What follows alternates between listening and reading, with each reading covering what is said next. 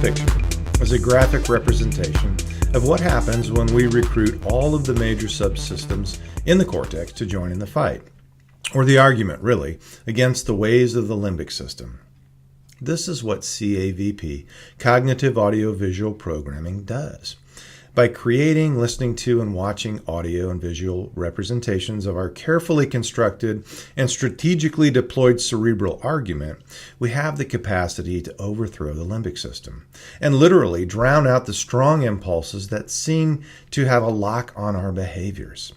This is known as directed neuroplasticity, using our cerebral cortex to direct the construction of neural networks that work in our favor. It also makes use of another phenomenon known as Hebbian plasticity, discovered by Donald Hebb in the 1980s.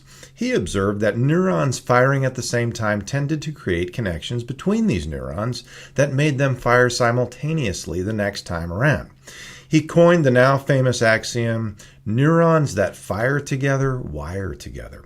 So when you listen to an audio tape, for example, you're not just firing the neurons in the temporal lobe, you're also firing the neurons in the rest of the cerebral cortex that were involved in creating the message in the first place.